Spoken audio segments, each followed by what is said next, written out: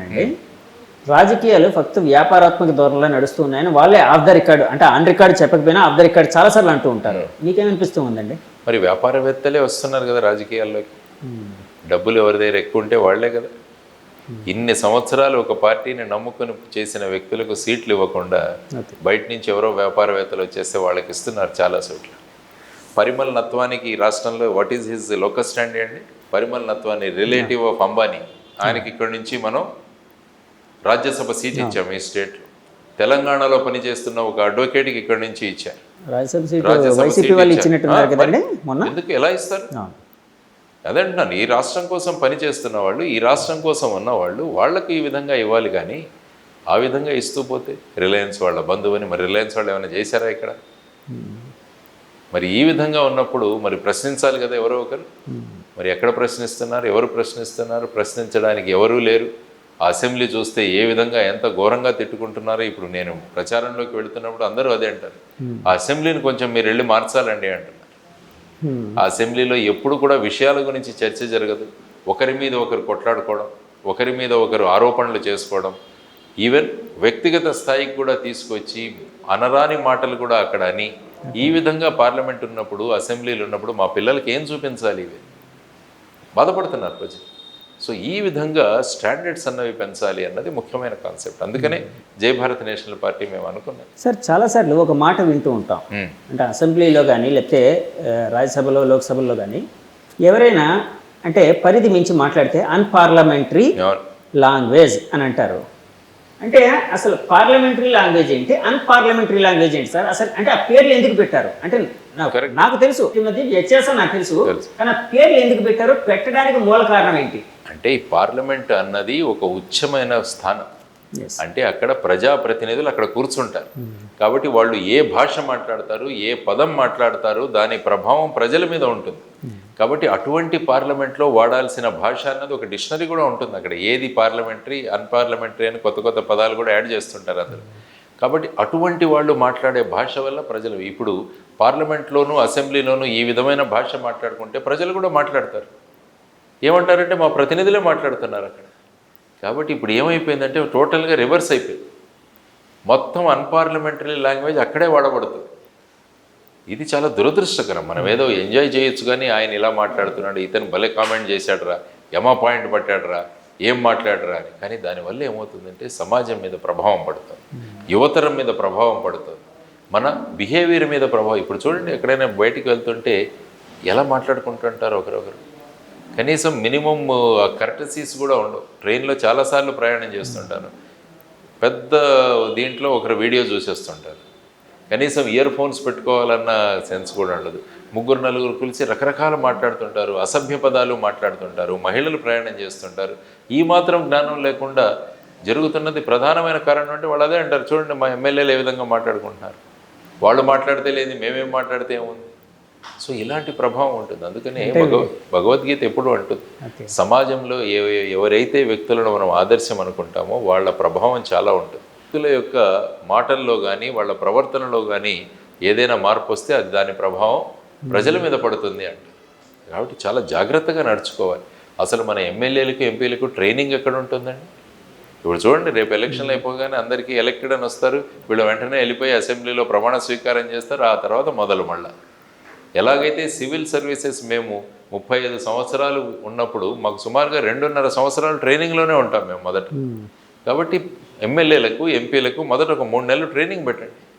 రాజ్యాంగం ఏంటి, పద్ధతులు ఏంటి, బిల్లు ఎలా ప్రవేశపెట్టాలి, శాసనసభలోను పార్లమెంట్లోనూ ఎలా మాట్లాడాలి, ఇవన్నీ కూడా నేర్పించాలి కదా. అవి నేర్పించకుండా ఏమవుతుందంటే ఇంక ఎవరి ఇష్టం వాళ్ళది. కంటెంట్ లేనప్పుడు బూతులే వస్తాయి. కాబట్టి కంటెంట్ నేర్పించాలి. స్పీకర్ స్థాయిలో ఉన్న వ్యక్తి వీళ్ళందరికీ కూడా ఈ విధంగా తీసుకొని రావాలి అని మనం కోరుకుంటున్నాం. సార్ ఇందాక మీరు ఒక మాట అన్నారు, ట్రైన్లో వెళ్ళేటప్పుడు రకరకాలుగా అంటే సివిక్ సెన్స్ అనేది లేకుండా, అంటే వాళ్ళ స్వలాభం కోసం వాళ్ళు బాగుంటే చాలు అనే విధంగా ప్రవర్తిస్తూ ఉంటారు. సో నాకు ఎందుకు అపరిచితుడు సినిమా గుర్తొచ్చింది. అపరిచితుడు కావాలి ప్రతి ఒక్కడు అంటే మార్చాలంటే, ఆ అపరిచితుడు మీరు అనుకోవచ్చా? అంటే ఏంటంటే ఒక సమాజంలో ఒక కాన్షియస్నెస్ లేవనిస్తున్నాం. ఒక మన భూమిక ఏంటి సమాజంలో అన్న ఒక పరిచయం చేయాల్సిన అవసరం మనకు చాలా ఉంది. అంటే ఒక సభ్య సమాజంలో నివసించే ప్రతి ఒక్కరు కూడా ఆ సమాజాన్ని చక్కగా చూసుకోవాల్సిన బాధ్యత. మన ఇంటిని చూసుకుంటున్నట్టు మన ఇంట్లో ఇలాంటి మాటలు ఎందుకు మాట్లాడం? మన ఇంట్లో ఇలాంటి ప్రవర్తన ఎందుకు ఉండదు? మన ఇల్లు శుభ్రంగా ఉంచుకుంటాం, చెత్త తెచ్చి బయట వేస్తాం మనం. మరి ఇల్లు శుభ్రంగా ఉంచుకున్నప్పుడు మన సమాజాన్ని, మన రాష్ట్రాన్ని, దేశాన్ని కూడా ఉంచుకోవాలి కదా. అందుకని attachment to the nation, attachment to the country అన్నది రావాలి, అటాచ్మెంట్ టు ది స్టేట్ రావాలి. అందుకనే జై భారత్ నేషనల్ పార్టీ మేనిఫెస్టోలో మీరు చూస్తే పిల్లలకు ఎన్సిసి అన్నది కంపల్సరీ, కాలేజీల్లో ఎన్ఎస్ఎస్ అన్నది కంపల్సరీ చేస్తామని. అంటే ఒక క్రమశిక్షణ చెందిన విద్యార్థి, ఒక సామాజిక బాధ్యత ఉన్న వ్యక్తి, ఈ ఇద్దరు కలిస్తే రేపు ఒక ఉత్తమ పౌరుడిగా మనం యువతరాన్ని తయారు చేయవచ్చు అనేది మా జై భారత్ నేషనల్ పార్టీ కాన్సెప్ట్. మా మేనిఫెస్టో ఒకసారి చూడండి, మొత్తం కూడా ప్రజలు మనది, మన రాష్ట్రం, మన దేశం అన్న భావనలతో తీసుకువెళ్ళాలన్నది ప్రధానమైన కోరిక. అంటే నా నుంచి మన అనేది ప్రొజెక్ట్ చేద్దాం అన్నది అంతే అండి. ఎందుకంటే అనేక దేశాలు ముందుకు ఎందుకు వెళుతున్నాయంటే ఈ కాన్సెప్ట్ ఉంది కాబట్టి. కానీ మన రాష్ట్రంలో, మన దేశంలో అన్ఫార్చునేట్గా ఇంకా కూడా మతాలని, కులాలని, ఈ విధంగా భావాలతో వ్యత్యాసాలు తీసుకురావడం వల్ల ఏముందంటే మనకు ఇది మన రాష్ట్రం, ఇది మన దేశం అన్న కాన్సెప్ట్ రావట్లేదు. Only India Pakistan cricket match జరుగుతున్నప్పుడే ఈ భావం ఉంటుంది. సరే, ఈ మార్పులని రావాలని అంటే చాలామంది ఆలోచన పరులు లేకపోతే మీలాంటి వాళ్ళు అనుకుంటూ ఉంటారు. చాలామంది అంటే రాజకీయాలు ఉండేవాళ్ళు కూడా ఇలా కాకుండా వేరే విధంగా ఉంటే బాగున్నాయని అనుకునే సందర్భాలు కూడా కొన్నిసార్లు ఉంటాయి. కానీ స్వాప్నికంగా తయారవ్వలేదా సార్? ఎందుకంటే నాకు మీరు అంటూ ఉంటే నాకు ఒకటి గుర్తొచ్చింది, రాహుల్ సాంకృత్యాయన్ రాసిన 20వ శతాబ్దం నవల గుర్తొచ్చింది. సో అందులో లాగా అంటే మనది, మన ఆస్తి ఇలాంటివి లేకుండా మన సమాజం, మన బాబు అంటే అవసరమైనంత వరకే తీసుకోవడం, అవసరమైనంత వరకే తిండి తినడం, ప్రతి ఒక్కరు కంట్రిబ్యూట్ చేయడం, వర్క్ని, శ్రమని కంట్రిబ్యూట్ చేయడం, మొత్తం అంతగా చక్కగా ఉంచుకోవడం, ఇలాంటివన్నీ అందులో చూపించారు. ఇలాంటి ఒక స్వాప్నిక లోకం అనేది కనిపిస్తూ ఉంటుంది. అంటే ఇలాంటిది సాధ్యపడుతుందా సార్? బేసిక్గా మనం ఇప్పుడు ఇలాంటి సినేరియోలో మనం ఊహించచ్చా?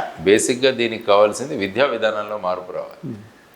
విద్యా విధానాల్లో మార్పు రావాలి, ఆలోచన విధానాల్లో మార్పు తీసుకురావాలి. అది సాధ్యమే. మన కమిట్మెంట్ ఎంత ఉన్నదనేది, ముఖ్యంగా పొలిటికల్ కమిట్మెంట్ అన్నది ఎంత ఉన్నది, పొలిటికల్గా ఎవరెవరిని ఎన్నుకుంటున్నాం అన్న దాని మీద ఆధారపడి ఉంటుంది. అందుకనే మేము అడుగుతున్నాం ప్రజలు, ఆలోచించండి.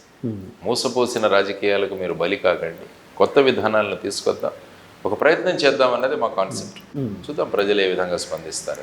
సార్ సరే, మీ పార్టీ విషయం పక్కన పెడితే ఇప్పుడు 3 పార్టీలు కలిసాయి, జనసేన, టీడీపీ, బీజేపీ. సో ఆ కలయికని ఒక పార్టీ అధినేతగా మీరు ఏ విధంగా చూస్తారండి? అంటే రాజకీయాలలో ఏదైనా చేయొచ్చు అన్నదానికి ఇది ఒక ఉదాహరణ. అంటే మొన్నటి వరకు ఒకరినొకరు దూషించుకున్న పార్టీలు వాళ్ళ దగ్గరికి వచ్చేసి మరి ఈ విధంగా వచ్చినప్పుడు మరి ఏ విధంగా వీళ్ళు కొనసాగుతారన్నది కూడా, అంటే కేవలం కుర్చీలో కూర్చోవడానికి ఏదైనా చేయొచ్చు, సిద్ధం అన్నది, ఏదైనా సాధ్యం అన్నది వీళ్ళంతా అనుకుంటున్నారు. మరి రామరాజ్యం గురించి ఎలా మాట్లాడతాం మరి చెప్పండి. అలాగే మన ముఖ్యమంత్రి గారు జగన్ గారు చాలాసార్లు కొన్ని సభల్లో అంటున్నారు, నన్ను ఒంటరిని చేశారు, నేను ఒంటరివాడిగా ఉన్నాను, నాకు మీ సపోర్ట్ కావాలి అని ఒక రకమైన అంటే ఎమోషనల్గా అంటే ఆయన మాటలో వినిపిస్తుంది ఒక ఎమోషన్ అనేది. సో దాన్ని ఏ విధంగా చూడాలంటారు? ఎప్పుడైనా ఉన్న సిచ్యువేషన్లో ప్రజలకు చెప్పి వాళ్ళ సానుభూతిని తీసుకురావడానికి కూడా రాజకీయ నాయకులు ప్రయత్నిస్తారు. వారు దాని గురించి మాట్లాడుతున్నారు కానీ ప్రత్యేక హోదా గురించి ఏ స్పీచ్లో మాట్లాడలేదు, విభజన హామీల గురించి మాట్లాడలేదు, వీళ్ళు మాట్లాడలేదు, వాళ్ళు మాట్లాడలేదు, మోడీ గారి సభలోనే మాట్లాడలేదు. ఇంకేముందండి? అంటే ఇటువంటి సెంటిమెంట్లు రేజ్ చేసి మన టోటల్ ఎమోషనల్స్ మీద నడుస్తుంది రాజకీయాలు. ఎమోషన్స్, సెంటిమెంట్స్, దీన్నే పోస్ట్ ట్రూత్ ఫినామినా అంటారు. అంటే ఏ విధంగా సత్యాలు లేని విషయాలను సత్యాలను నమ్మిస్తూ ఓటర్ల యొక్క వాళ్ళ ప్రభావాన్ని మన చేతుల్లో పెట్టుకోవడానికి చేసే ప్రయత్నాలు ఏవైతే ఉంటాయో దాటినే పోస్ట్ ట్రూత్ అంట. ఇప్పుడు చూడండి, ఎవరైనా మాట్లాడుతున్నారా? ఇప్పుడు ఇద్దరు పార్టీలు రండి ఒక చోట కూర్చొని మనం ఒక స్టేజ్ మీద డిస్కస్ చేద్దాం, మన ఇద్దరం ఏం చేసాం రాష్ట్రం గురించి, ఎవరైనా వాళ్ళిద్దరు మాట్లాడుతున్నారు? సార్, ఇద్దరు ఎమ్మెల్యేలే, ఒక ఎమ్మెల్యే క్యాండిడేట్ లేకపోతే ఒక అపోజిషన్ క్యాండిడేటే ఒక స్టేజ్ని పంచుకోలేకపోతున్నారు, ఇంకా పార్టీ అధినేతలు పంచుకుంటారా సార్? పంచుకోవాలి. మరి ఎప్పుడైతే పంచుకోవాలి, మంచిదే పంచుకుంటే, కానీ పంచుకునే అవకాశం ఉందంటారా? ఎప్పుడైతే మీరు ప్రజల సేవకులు అనుకుంటారో. ఇప్పుడు ఆపరేషన్ లేకుండానే మోకాళ్లకు ప్లాస్మా ట్రీట్మెంట్, మీ ఆర్థోపెడిక్ సమస్యలన్నిటికీ రోబోటిక్ టెక్నాలజీ ద్వారా తక్కువ ఖర్చుతో శాశ్వత పరిష్కారం, ఫ్రీ కన్సల్టేషన్, ప్రతి ట్రీట్మెంట్ పై 20% డిస్కౌంట్. ఈ ఆఫర్ కొద్ది రోజులు మాత్రమే, త్వరపడండి. V9 hospitals 9281465842.